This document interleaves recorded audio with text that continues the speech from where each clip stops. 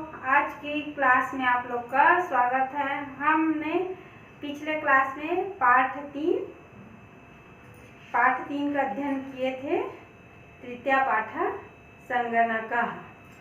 क्या पढ़े थे? संगणकः पढ़े थे, जिसमें एक का नाम था अभिषेक और एक का नाम था उसके छोटे भाई का भ्राता।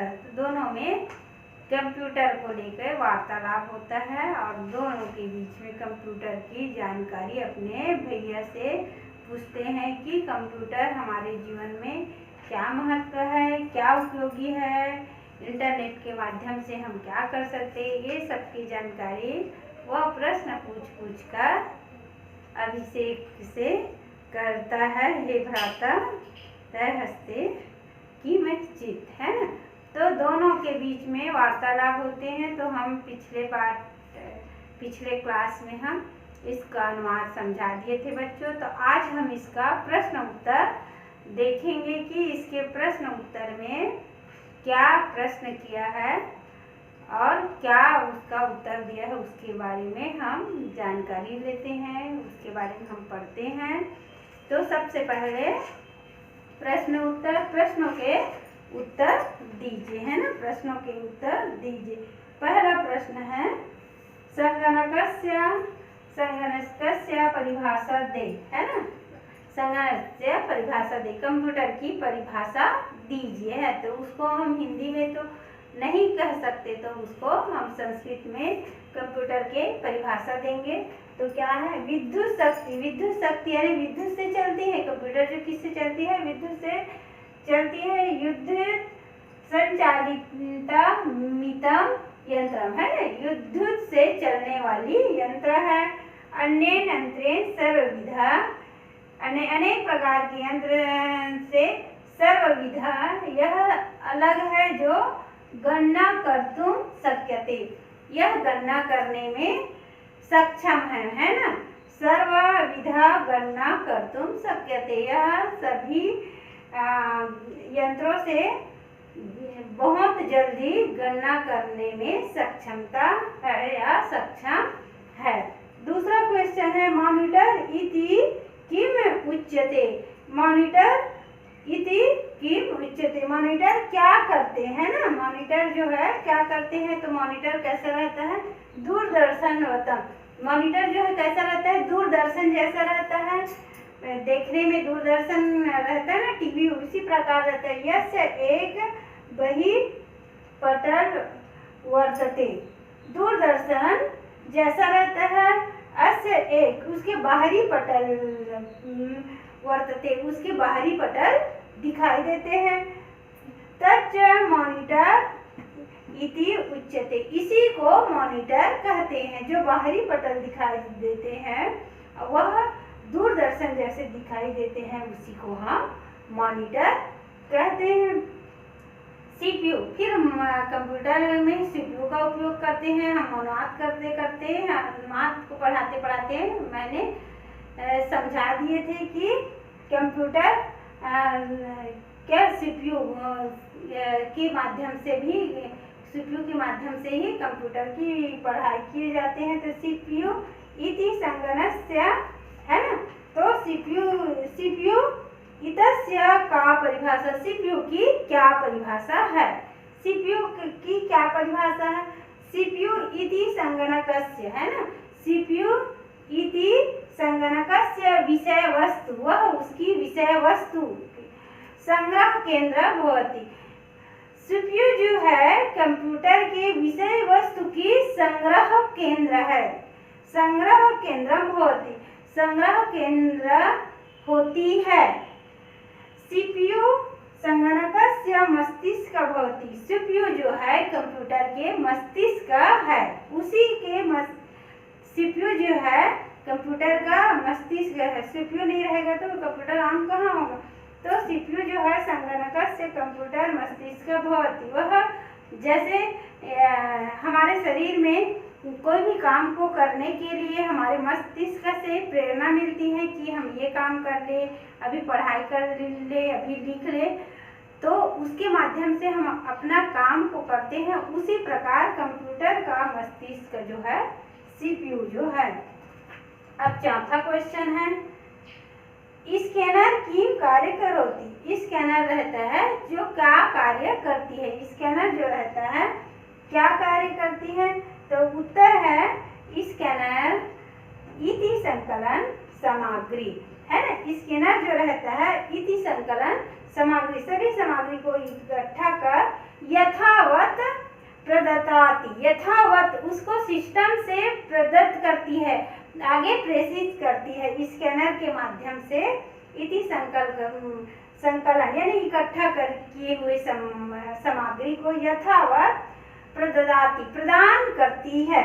क्या करती है स्कैनर, यथावत सिस्टम से प्रदान करती है। स्कैनर के माध्यम से उसका स्कैनर अपना काम करने लगती है। अब पांचवा क्वेश्चन है, केन महोदय संगणकस्य निर्मिता। किस महोदय ने कंप्यूटर का निर्माण किया है ना। केन महोदय संगणकस्य निर्मिता है, कौन महोदय, किस महोदय ने कंप्यूटर का निर्माण किया है। तो चार्ल्स बेबेज महोदय संगणक निर्मिता। चार्ल्स बेबेज थे, उसने क्या किया है, कंप्यूटर का निर्माण किया है। चार्ल्स बेबेज वैज्ञानिक जो थे वह कंप्यूटर का निर्माण किया है। महोदय चार्ल्स बेबेज महोदय संगणक निर्मिता, कंप्यूटर का निर्माण किया गया है। उसके बाद छठवां क्वेश्चन, अधुना केन माध्यम अति शीघ्रमेव पत्रं प्रेषयितुं शक्यते, है ना।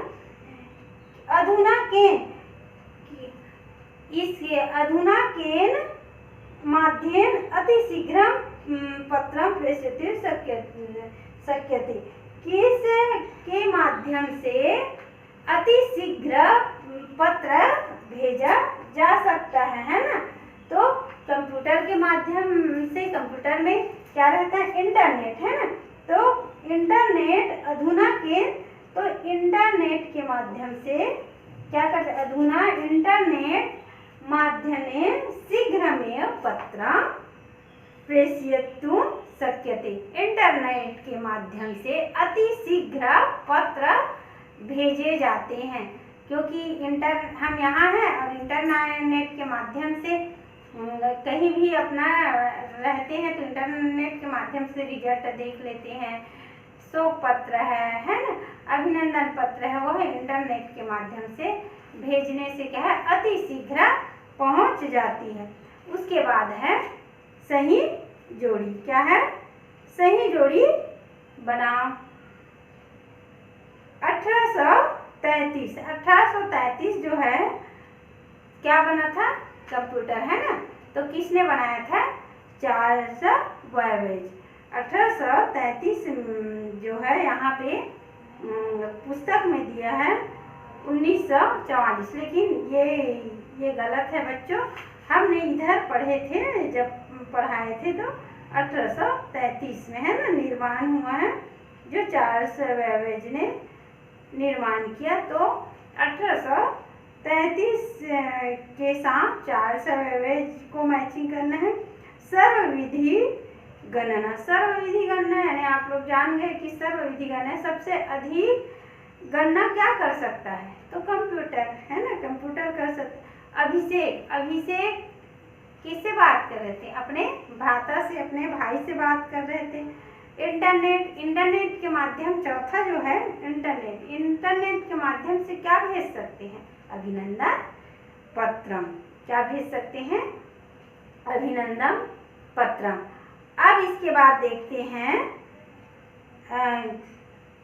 सही जोड़ी के बाद देखते हैं अनुवाद, है ना, संस्कृत में अनुवाद कीजिए। अभी तो प्रश्नों के उत्तर जब बताई तो केन, किम के ही जगह संस्कृत वर्ड लिखना था। अभी जो हिंदी में है संस्कृत में अनुवाद कीजिए, उसको पूरा संस्कृत में अनुवाद करेंगे। प्रश्नों के उत्तर में तो संस्कृत में था ही, उसके क्वेश्चन पूछे हैं उसी जगह ही हम उसका आंसर लिखे। अब इसका तो पूरा अनुवाद करना है, तो प्रश्न पहला संस्कृत में अनुवाद कीजिए। पहला, सर्वगणना यंत्र संगणक होता है ना। सर्वगणना यंत्र जो है संगणक होता है। तब उसको कैसे अनुवाद करेंगे? सर्वगणना अनुवाद सर्वगणना यंत्रम, यंत्र का क्या लिखेंगे? यंत्रम। संगणक का यानी कंप्यूटर होता है तो संगणक का संगणकः भवति होता है ना। होती है नहीं है, होता है तो भवति। दूसरा है प्रथम संगणक के रचयिता कौन थे? प्रथम संगणक के रचयिता कौन थे? तो उसमें तो कौन थे तो प्रश्न पूछते तब हम कौन रचयिता है, कौन बनाने वाला है, तो चार्ल्स बेबेज लिखते। लेकिन ये हम तो इसी शब्द का ही अनुवाद कर रहे हैं। क्या करें? इस शब्द का ही अनुवाद कर रहे हैं तो क्या करेंगे? प्रथम का प्रथम लिखेंगे और संगणक लिखा है उसमें संगणकम लिखेंगे। के का कह, रचयिता कौन थे? तो के का कह रचयितुम है ना। कह रचयितुम। समझ आ रहे हैं बच्चों आप लोग को? आधुनिक, अब तीसरा क्वेश्चन देखते हैं। आधुनिक युग में संगणक एक महत्वपूर्ण यंत्र है। आप लोग भी जानते हो, जब हम पाठ पढ़े हैं तो उसमें समझाए थे अनुवाद में। और घर में सबके घर कंप्यूटर है, बहुत लोग के घर होंगे उसमें, तो जानते हो कि आधुनिक युग में, अभी के युग में कंप्यूटर का क्या महत्व है, उसको सभी लोग अच्छे से जानते हो। तो आधुनिक युग का युग लिखोगे और संगणक है उसका संगणक है ना। एक का एक महत्वपूर्ण है उसका महत्वपूर्ण, यंत्र का यंत्र अस्ति। अब एक साथ इसको बोलते हैं आधुनिक युगे संगणक एकः महत्वपूर्ण यंत्रम् अस्ति। यह आधुनिक युग में एक महत्वपूर्ण यंत्र है। चौथा, संगणक में एक कीलक पट्टिका होती है। संगणक में क्या होती है? एक कीलक पट्टिका होती है। तो संगणक का मतलब लिखेंगे संगणके एक का एकः कीलक पट्टिका यानी पट्टिका क्या लिखेंगे? विसर्ग लगाएंगे। पट्टिका होती है यानी वर्तते, होती है वर्तते। यहाँ पे अस्ति नहीं है, वर्तते है। इंटरनेट के माध्यम से अभिनंदन पत्र भेजता हूँ। क्या कह रहा है? कोई भी, मैं आप लोग के लिए भेज रही हूँ, जैसे आप लोग बच्चों अपने दोस्त के लिए भेज रहे हैं, आपके माँ आपके घर चाचा के लिए भेज रहे हैं, मामा के लिए भेज रहे हैं, तो क्या है?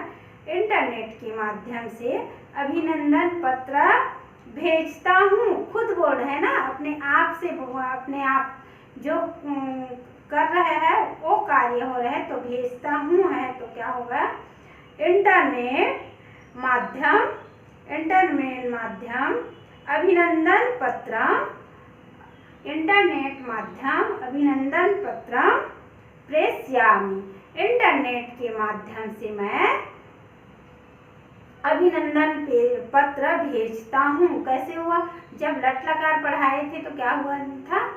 आमी आप आमह है ना, सी था ती तह अंति। तो उत्तम पुरुष है तो अपने लिए बोल रहे हैं और एक वचन है ना, अपने लिए बोल रहे हैं उत्तम पुरुष में एक वचन, तो आमी है तो प्रेषयामि, पत्र प्रेष यानी भेजना होता है, प्रेषयामि यानी मैं भेजता हूँ। अपने चाचा के लिए भेजते हैं, कोई बच्चे अपने मामा के लिए, है ना, अपने टीचर के लिए भेजते हैं, टीचर बच्चों के लिए भेजते हैं। तो वही क्या है? इंटरनेट के माध्यम से अभिनंदन पत्र भेजता हूँ।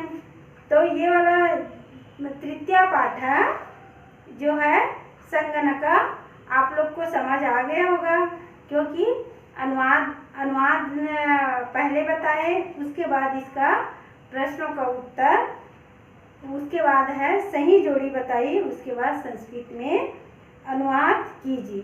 तो पार्ट 2 तक आप लोग प्रश्न के उत्तर लिख लिए हो बच्चों आप लोग। तो अब आगे जो है शब्दार्थ का आप लोग अध्ययन करोगे। जब तक आप शब्दार्थ नहीं पढ़ोगे तब तक अनुवाद करने में कठिनाई जाती है।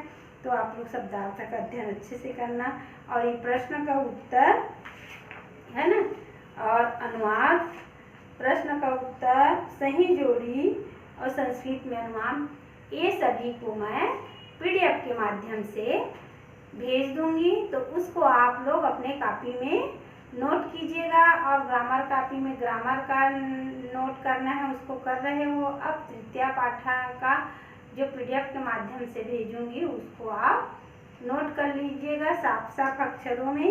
अब आगे हम पढ़ेंगे चतुर्थ पाठा रायपुर नगरम। अब आगे हम जो पढ़ेंगे चतुर्थ पाठ को पढ़ेंगे जो रायपुर नगर के बारे में अध्ययन करेंगे।